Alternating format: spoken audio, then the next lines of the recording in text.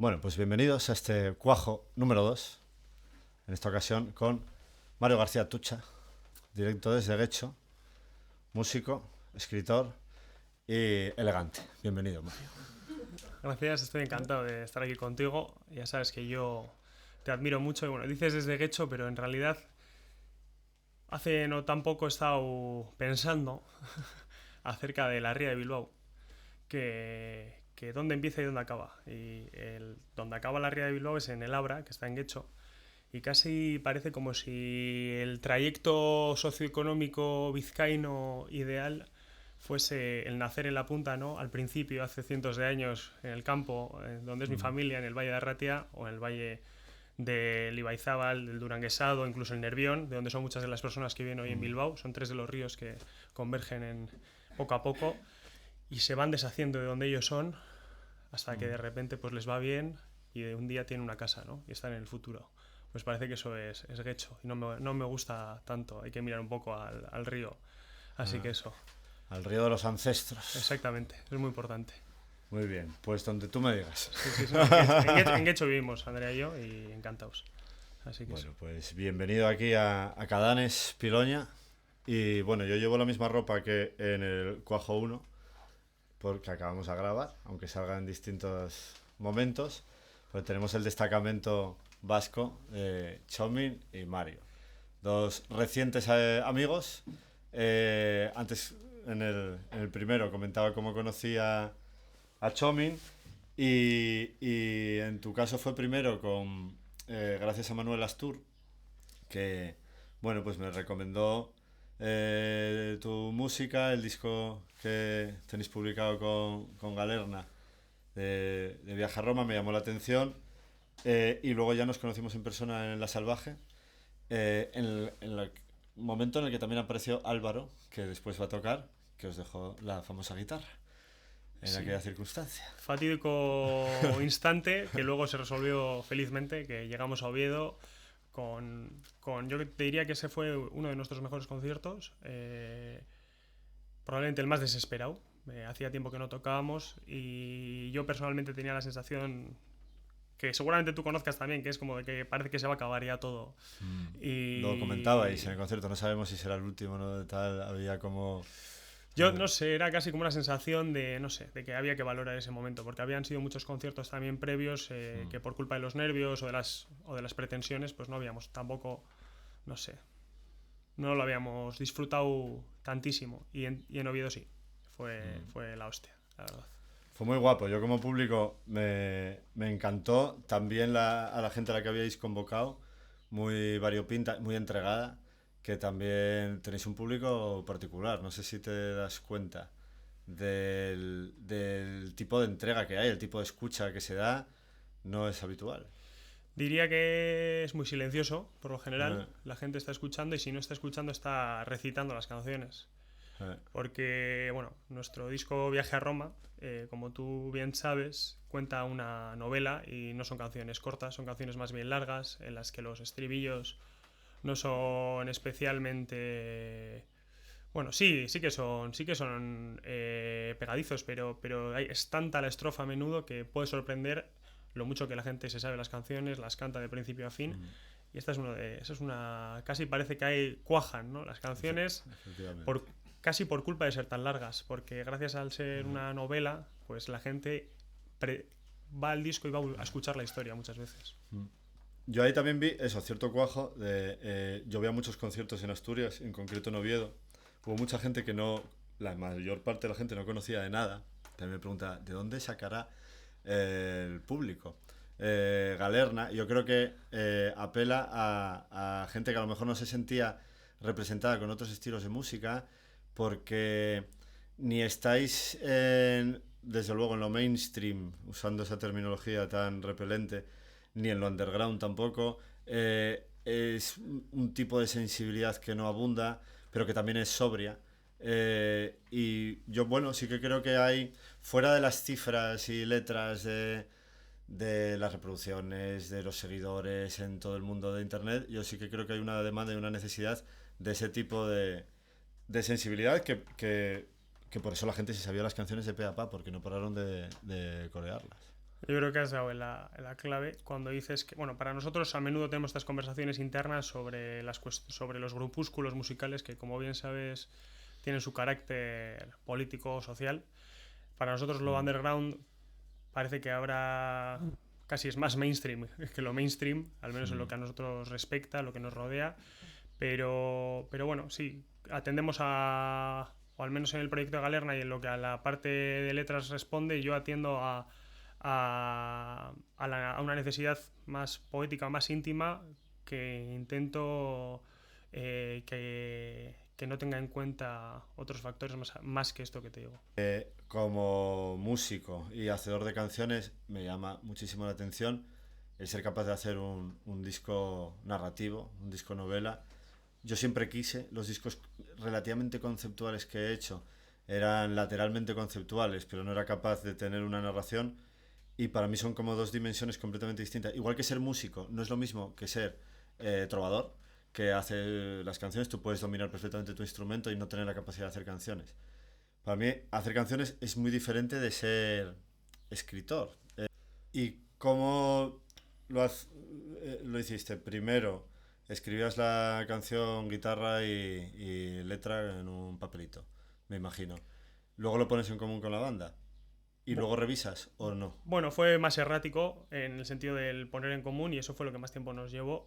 Pero bueno, en realidad me encerré un mes más o menos y lo hice, aquel disco. Y fue pues bastante neurótico y porque solo miraba eso. Entonces cuando hablo de revisiones, en realidad igual eran revisiones en un mismo día, pero vamos, fue un periodo bastante corto. Pero sí, normalmente con otras canciones que estamos haciendo, que hemos hecho, pues bueno, casi parece que van de canción en canción. Aunque en Galerna ya con las próximas cosas que se vienen y que al menos yo tengo en la cabeza, siempre va a perdurar esa idea, ese rollo conceptual. Para mí es muy importante que las canciones se hablen entre ellas, yo creo. Y en ese viaje que sí que se ve que es muy interno y que son bueno, pues experiencias personales propias o ajenas que tú vas introduciendo ahí, inevitablemente hay un contexto que también es social, en el que también yo notaba determinadas transgresiones. Yo creo que una de las formas más gordas de transgresión que hay ahora es compartir abiertamente las virtudes, lo bello, lo hermoso, y ahí hay un tipo de vulnerabilidad que no es la vulnerabilidad cliché que se suele abanderar, sino otra mucho más recia. A mí me transmitía eso. No sé si tiene algún parecido con la realidad. A mí me parece que es que la otra... No sé si es la... Hablando en plata... Que a ti lo de virtud no te gustaba, creo. No, me gusta no, me gusta, pero al final yo creo que el disco... Antes he dicho una cosa con la que ya no estoy de acuerdo, que es la siguiente, que es que yo no atiendo a lo que hay fuera a la hora de escribir, eso es mentira. A lo que yo atiendo es al efecto que me genera en mi intimidad lo que hay ahí fuera. Creo que no tiene ningún sentido hablar de cosas que no están ahí fuera. De hecho, soy bastante anti-individualista en ese sentido. Los retratos que hace uno de lo que hay ahí fuera, pues bueno, pues es el reordenar la realidad, es la labor del artesano. Y es lo que somos, ¿no? Y en concreto en mi caso, ¿yo qué conozco? Pues yo conozco el Bilbao, la experiencia de la burguesía más o menos bilbaína del siglo XXI, con sus luces y con sus sombras, con los tipos de amigos que se hacen en ese contexto en concreto, con la estructura familiar que existe en ese contexto, etcétera, etcétera, etcétera. Y de la mano de esa forma de ser y de esa forma de vivir, aparte de esta sociología que te cuento, pues hay una respuesta dolorosa dentro. Y no me importa a mí caer en el tópico de decir que me gusta a mí mucho Sorrentino, y en la segunda película que sacó, bueno, la segunda película, la segunda desde La Gran Belleza, sin contar las previas, pues hay una frase que le dice el protagonista a un mentor suyo de cine, dice, ¿qué tengo que hacer para ser yo cineasta? Y le dice, pues tú tienes que tener un dolor. A mí esa frase me marcó mucho. Y es esa tensión constante, que es que las cosas nunca encajan del todo, ¿no? Y la realidad que a uno le rodea. Y yo creo que esa parte recia de la que hablas, pues es eso también, ¿no? Es un poco... No sé si me he terminado de explicar, pero van por ahí los tiros. Yo creo que a Galerna le caracterizan dos cosas, que es el deseo de retratar lo que nos rodea y el hacerlo, y también el dar una respuesta poética íntima al dolor que nos produce eso que hay ahí fuera, siempre intentando buscar un poco la esperanza, pero... Uno es capaz de provocar una catarsis ajena cuando está experimentando una propia. Y cuando dominas eso, esos dolores, primero, tú bien dices, además siendo de la sociedad vasca, asumir tu condición. Ser honesto con lo que uno es. Por lo que tú decías, esa parte de la virtud, yo no voy a hablar de una supuesta virtud que no conozco. Cuando se habla de un viaje a Roma se están asumiendo muchas cosas, porque nuestro disco, para aquel que no lo sepa, cuenta el viaje de dos amigos de Bilbao que van en coche hasta Roma. Primero hay que tener un coche. Segundo, hay que tener tiempo libre para hacer ese viaje. Tercero, hay que tener una educación más o menos literaria para que el supuesto protagonista o el narrador de esa historia haga referencias específicas, culturales, de un tipo y no de otro. Entonces todo eso responde a un modelo político, sociológico, que nosotros somos muy conscientes de ello, pero que no queremos hacer un análisis político de ello. Y me quiero centrar en la canción de Que nadie duerma, quiero hablar sobre ella porque en ella se hace referencia a un disco de Bad Gyal. Que Bad Gyal, pues bueno, conocemos todos que es una cantante que representa pues eso, el empoderamiento a través del capitalismo, de la hipersexualización de una, pero siendo consciente de que uno lo hace, etcétera, etcétera, etcétera. Que para mí Bad Gyal es la música religiosa que suena en una discoteca apolítica, ¿no? No suena en un gasteche, no suena en un ateneo, eso no suena. Suena en una discoteca pues a la que, bueno, pues que pues normal y corriente, entre comillas, ¿no? Y yo quería hablar del tipo de relación que existe en esos mundos, pero bueno, también tuvimos nuestra conversación interna cuando hicimos esta canción, porque nos decían, pero es que como si esa moralina de la que tú hablas a menudo, pero ¿cómo vamos a hablar de ello? ¿Cómo vamos a hacer referencia a Bad Gyal? Tío, Bad Gyal es la realidad. Bad Gyal es la realidad. Bad Gyal es lo que consume una amplia mayoría de los jóvenes. Eso, y yo creo que eso era muy... que es un poco también el alma de Galerna, eso. Igual que Bad Gyal, o sea, tú lo has definido, la música religiosa para una discoteca política. Sí. ¿Cuál crees tú que es tu mundo? El mundo en el que Galerna opera. ¿Cuál sería el equivalente a una religión de las discotecas apolíticas para lo vuestro? Pues igual estar solo. Eso, o sea, tiene un carácter. Galerna, ya el nombre que antes lo hemos comentado brevemente, pues tiene esa parte de reflexión a posteriori. La Galerna al final es una tormenta que ocurre en verano, en un día feliz en el que todo el mundo está sin pensar y de repente cae la lluvia y obligatoriamente te obliga a pensar y a estar parado, ¿no? Que la Galerna es esa tormenta del Cantábrico. Pues yo creo que esa es un poco el alma de Galerna, que es en esa especie de lugar, eso, a posteriori o en retrospectiva de las cosas, el intentar hacer un análisis de lo que a uno le rodea sin despreciarlo. Porque a mí lo que no, un poco también, y esto va muy en relación con lo que comentabais en el pasado cuajo con Chomin, no hay que despreciar a unos y a otros. Todo tiene valor. Todas las visiones políticas, sociológicas, todas las clases, todas las edades, en todos los sitios hay gran valor. Y eso también es muy importante, hay que saber intentar verlo. Y en la mayoría hay valor. Y en que la gente salga a una discoteca a escuchar Bad Gyal no hay una corrupción completa. Hay cosas que uno puede estar de desacuerdo y otras cosas que puede estar de acuerdo. Hay unas cosas que te puede parecer bien y otras mal. Pero es un poco la manera en la que yo lo concibo. Y esto es un poco pretencioso, lo dirán muchos, ¿no? Pero casi parece más bien que posamos ahí una pregunta más que una respuesta, ¿no? Porque por un lado, con las nuevas canciones que vamos a sacar, que es la versión de Nessun Dorma, lo que estamos intentando hacer es hablar de la pasión y del amor acorporal. ¿Nosotros por qué hemos hecho esto? Hemos sacado Nessun Dorma porque Nessun Dorma a mí me recuerda mucho al amor cortesano, de las novelas cortesanas. En Arnalte y Lucenda o en Cárcel de Amor son novelas antiguas del siglo XV en las que el amor... La pasión, o sea, el cuerpo debía ser castigado. De hecho, el amante masculino no se podía permitir el lujo ni de ver siquiera sensualmente a la mujer, y la pasión se trascendía en la intimidad interna. Nosotros, hoy en día en el siglo XXI, miramos a ese tipo de libros, yo recuerdo leerlo y casi parece una broma, ¿no? Es como si hubiésemos dado un paso hacia el futuro en el que eso ya no aplica. Y entonces, Nessun Dorma eso.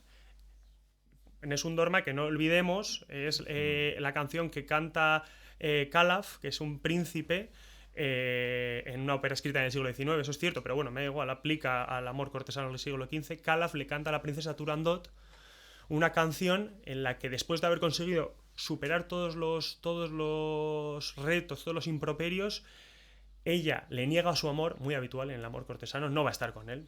Sí, la dama sin merced. Eso es. Y él le pone un último reto en el que ella tiene simplemente que decir su nombre. Y si dice su nombre, él muere. Pero si no consigue decir su nombre antes de amanecer, él vence.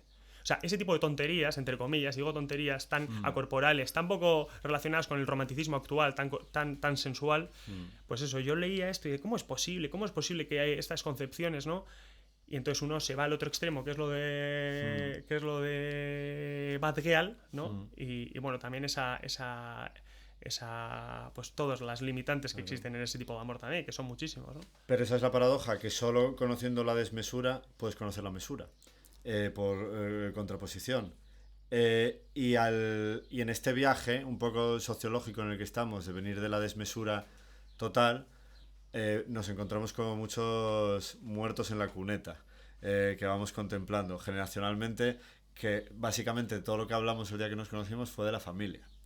Fue el tema central al que giró todas las otras conversaciones, de la desmesura de mi generación, que ya es otra, diferente a la tuya, que da mucho, bueno, pues eso, ni bueno ni malo como tú dices, un hecho objetivo en el que ha habido la pérdida de estructuras familiares tradicionales, el intento de recomponerlas, y también mucha soledad y demás. Y tú me insistías, bueno, en ciertos consejos que yo guardo a buen recaudo.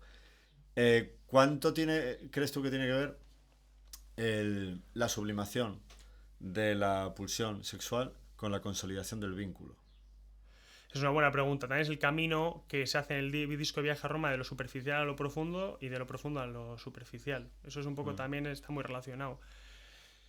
Yo no sé, la verdad es que la respuesta que tengo es que no sé. Yo lo que sí sé es que, hablando antes de este gran antiindividualismo, de este participar en una tradición, de este respetar las estructuras pasadas, en realidad hay una valentía del individuo por renovarlas.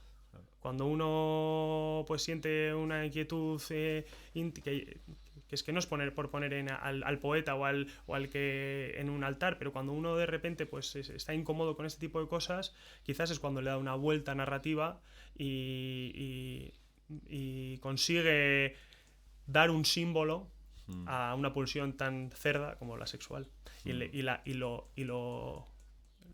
una belleza. Casi lo hace partícipes a los vástagos igual incluso. Sí, y en esa belleza es más fácil que te comprometas a esa belleza que a la pulsión cerda, que puede ir mutando, pero conseguir, bueno, un poco un poquito alquímico, de pasar de ese vil metal de la pulsión cerda que, bueno, pues que del carbón al diamante, está hecho de lo mismo, pero recompuesto. Y se recompone a través de uno, no recompone con otro. Ahí se da también la paradoja de que nunca hemos tenido una sociedad tan individualista y a la vez tan gregaria.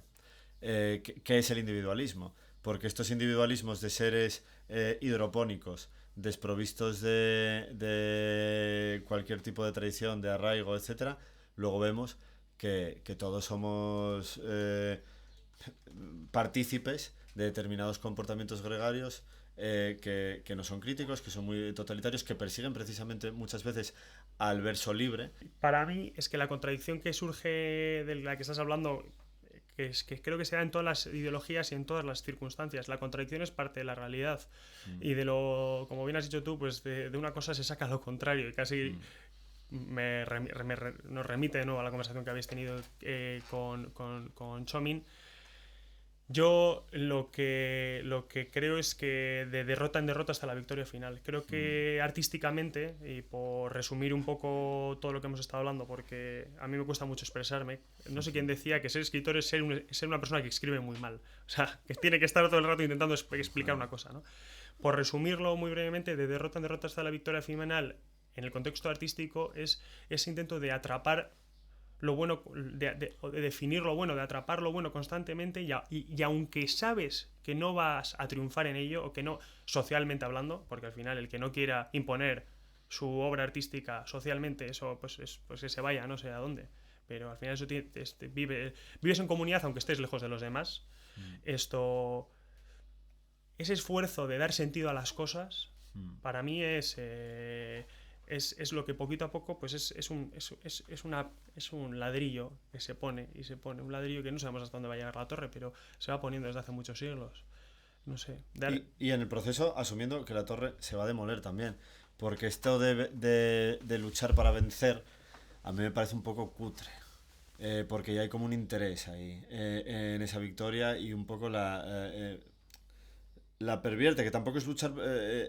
Bueno, es luchar porque es lo correcto, y ahí sí trasciendes también esta lógica moralina de esto es lo bueno, esto es lo malo, porque si no en tu propia lucha estás generando también el malo. Es que yo te voy a hacer una pregunta. ¿Tú no crees que una persona, bueno, al menos sé, yo no voy a generalizar, pero en tu caso yo lo percibo claramente, que me he escuchado tu música a tope, hay una especie de lucha contra la propia autocensura constante, es que es una lucha contra el Sí. todo el rato, ¿no? Y eso pues luego se expande a lo social, pero vamos, que empieza por ahí, y no sé, es casi como un sacrificio de uno mismo, en cierto sentido. Sí, que yo creo que también hablamos muchas veces de las polaridades y lo hablaba también estos días con él que anda por ahí, ayer, lo de la polaridad final un poco del videojuego. Era eso, el mal es un elemento únicamente externo o lo tenemos dentro, cómo se manifiesta dentro, a través de muchas veces el bien, de lo que consideramos que es lo bueno, que es lo que nos va a generar la envidia parte de la concepción del bien. Como yo quiero lo bueno del otro, lo envidio. Eh, eh, y otros muchos vicios. Entonces ese proceso de purga interna, a cada cual en su viaje le van apareciendo sus distintos dragones, sus distintos demonietes. Ese es un poco la caballería trovadoresca. Es hacer ese viaje interno en el que te van apareciendo tus bichos. Esos bichos, para mí, eh, lo que lo diferencia de la terapia es que, pura y dura, es que le das una forma universal que puede ponerse ese collar hecha con dientes de dragón. Estoy de acuerdo, sí. Se lo puede poner otro. Y una vez que resuelves eso, claro, tienes como esa dama del lago, un poco. Que puede ser fugaz o puede ser consolidada. ¿Qué papel juega para ti la dama del lago? Lo hablo a menudo con mi novia, muchas veces, sobre cómo es muy importante trascender, cómo me encuentro a menudo, uno se encuentra a menudo con el romanticismo más primerizo, ¿no? En las obras artísticas. A mí lo más valiente, un poco como hablamos en su momento, y no es porque es porque lo he visto en mi casa. Para mí lo más valiente es la familia. Yo donde veo el sacrificio es en la familia, pues ha sido en mis padres y en mis abuelos. He tenido esa grandísima suerte, o mala suerte, porque quizás hay algunos que serán felices a su forma, pero la ejemplaridad que yo he encontrado es esa, que pasa por, porque desaparezca un poco una dama del lago, porque en realidad la relación entre unos padres que están muchos años juntos y demás no es muy compatible con es que me rechazas, es que no me quieres, con ese amor cortés del que hablábamos. No es muy compatible, es otro tipo de amor.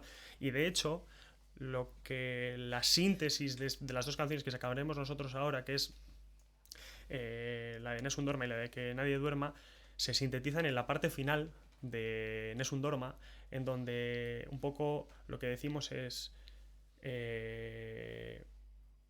yo ya no te veo, tú eres invisible para mí y tengo fe en que existes y te amo casi como una fe religiosa, creo en el proyecto que tenemos conjuntamente, y a menudo eso se materializa en familia, pero otras veces no tienen por qué ser los hijos. Eso, no sé qué es una especie de fe en la nada, no sé qué es, pero el amor adolescente, la que uno siente cuando tiene 14 años o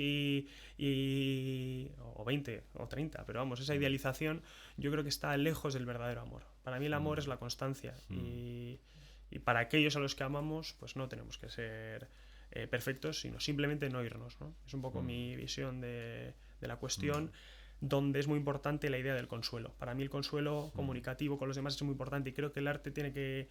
El arte, no sé el arte, lo que es, pero lo mío tiene que generar cierto consuelo siempre, para mí. Porque sí, siempre tengo esa tendencia positiva, ¿no? De generar un consuelo íntimo al que tengo al lado y que en su malestar se sienta acompañado, tanto si es un amigo como si es un oyente. Y creo que eso también, esa parte es muy importante, en esa especie de desengaño, de no que nosotros pensamos que, yo qué sé, que al principio uno cree en Dios, luego uno cree en una novia que conoce y luego no cree en nada, ¿no? Y pues bueno, porque vas conociendo las cosas, ya no crees, porque vas eso, experimentando lo que hay y se transforma. Eso, pues para mí, en ese proceso de aceptación de las cosas, de que el mundo es más grande que nosotros, de que moriremos y que pues seguirán los pájaros piando y cantando, pues es intentar consolar al de al lado y decirle que no pasa nada, que él no es para tanto y demás, que es una idea muy sencilla, pues es muy importante. Y entonces la Dama del Lago es un enemigo contra el que hay que batirse, en realidad, y que hay que superar. Será un demonio, será otro demonio, será otro demonio. Entonces matas al dragón y te sale la Dama del Lago, matas a la Dama del Lago y te sale otro. Es como permanentemente supervillanos, que son estructuras mentales que uno tiene para contarse una realidad que inevitablemente nos las volvemos a contar una y otra vez, una y otra vez. O sea, estar en esta cotidianidad y es verdad que la familia, que es materia, que es carne, inevitablemente te arrebata cierta esa dimensión. Pero vamos, es súper conflictiva, yo creo, en nuestros tiempos y especialmente, que también lo hablamos, en el oficio musical, porque tenemos una tendencia al estado gaseoso considerable. Es muy jodido. Claro. Es muy, yo creo que es muy interesante cuando alguien que se dedica a escribir sobre amor pues deja de, no sé, pues hace esa superación, ¿no? O sea, supera esa especie dice algo distinto en ese aspecto, ¿no? O sea, es un poco lo que comentamos en su día y yo creo que es interesante esa parte también, ¿no? Siempre me han interesado mucho los grupos o los cantantes o los escritores o los poetas que hablan sobre las luces y las sombras realistas de su matrimonio o de su divorcio o no sé, hay mucha carne ahí y menos idealismo, ¿no? Pero no sé. No sé, es compleja esta cuestión. Es compleja. No sé. Hay mucha tristeza que hay que callar para poder consolar a los demás. Y entonces se creamos mitos, ¿no? Del padre, de la madre, de Jesús, de historias de los Reyes Magos, ¿no? Y están bien, esos mitos son reales. No pasa nada porque haya supuestas mentiras que nos rodean, como la discoteca de Bad Gyal o lo que sea. Están a nuestro alrededor y hay que ver lo bueno en ellas, yo creo. Sí, bueno, igual que en una cosa está la contraria, en una mentira hay otra verdad que no te esperas, que te está enseñando algo. A mí los Reyes Magos me encantan, eso no me lo quites. Los tengo súper presentes. Sí. Melchor, Gaspar y Baltasar, que es el rubedo, el nigredo y el albedo alquímico de los tres estados de la materia. El nigredo de la putrefacción, al que le sigue el albedo del alba, al que le sigue el estado rojo del rubedo, de lo erótico, sanguíneo y demás, que por eso uno es negro, otro tiene la barba blanca y otro tiene la roja. La primera representación de los Reyes Magos en una catacumba romana, precisamente, sale uno negro entero, otro blanco entero y otro rojo entero. Entonces vas viendo cómo hay una mentira parcial que te obliga a decantar un poco el proceso de lo que es real y esa es la magia que tiene lo mitológico. Conclusión, ordenación y reordenación del mundo, pero sin ser como los budistas, que se quieren pirar. No, yo me quiero quedar y hasta el final, y el siguiente que se quede, pues, o si no es mi hijo, pues que yo la haya querido mucho al menos, y el siguiente, pues que la haya querido aquel, ¿no? Es un poco la visión, no sé, es una conversación muy larga sobre la idea del amor, sobre la idea del expansionismo del individuo que quiere pervivir, sobre cómo el orden que le han contado, la mentira que le han contado, de la que estamos hablando, él le da igual, pero quiere hacer que sea verdad. Son muchas... En fin, no es que es muy... Bueno, la duda, en la que uno trata de poner eso, orden en estos caos que van dejando migas de pan, que para mí fue lo que fueron siempre las canciones, independientemente del género, de dónde vinieran y demás, cuando habitaron una parcela sentimental similar a la que uno está llamado a habitar en cierta manera, sirven como guía. Y independientemente del género. Entonces una canción te dice, uy, voy por aquí, otra, voy por allá. Y ahí hay como un consuelo, y hay una camaradería y una misericordia también compartida en en esas perlitas. Volviendo un poco bueno, estábamos en la materia, pero en otro tipo de materia.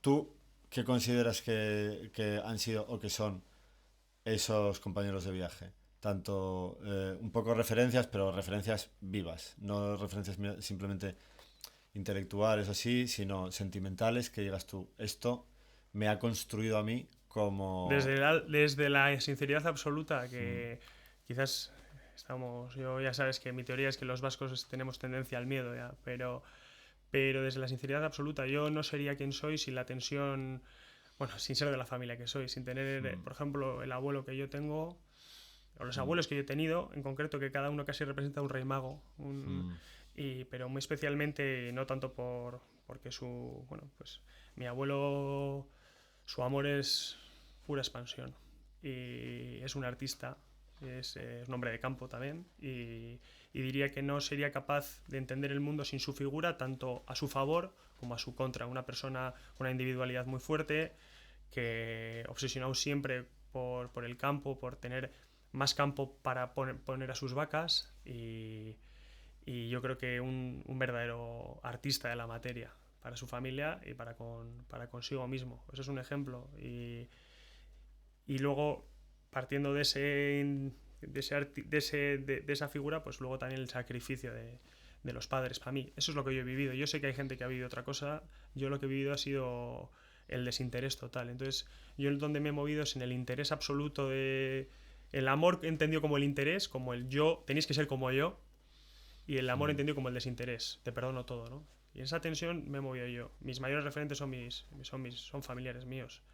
Y luego intelectuales, pues el propio Miguel de Unamuno para mí, a pesar de que también es un tópico, no he podido dejar de leerle jamás porque por su ensimismamiento con lo de Bilbao, con lo vasco, que casi era como descubrirme a mí mismo cuando le leía, y sobre todo por muchas de sus cosas que luego, no sé si son cosas que yo pienso o que él había pensado antes que yo, pero su idea del amor imperial, su idea de que el individuo contra la realidad, contra todo, quiere pervivir, quiere ser él, no ser él y no ser nadie más, pero siempre pierde esa pelea, pero en el camino de esa pelea pues deja cosas grandes para otros.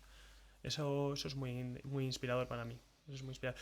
También es cierto que tú también lo sabes que otra inspiración para muy a mi pesar es Gustavo Bueno. Y digo muy a mi pesar porque creo que cuando un niño, cuando un adolescente se encuentra con la filosofía de Gustavo Bueno, que habla de un universo sin cierre, no habla de un universo, habla de la falta de cierre, de la materia, de la imposibilidad de que haya un padre cuidador de las cosas, pues esta idea de familia mía pues se convierte en trágica.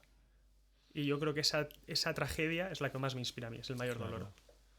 Y, ese es el pequeño esquema en el que yo me muevo artísticamente. Muy bien, pues vamos a verlo en acción, si te parece, y te Claro, tocas unas coplillas. claro, bueno, sí, gracias.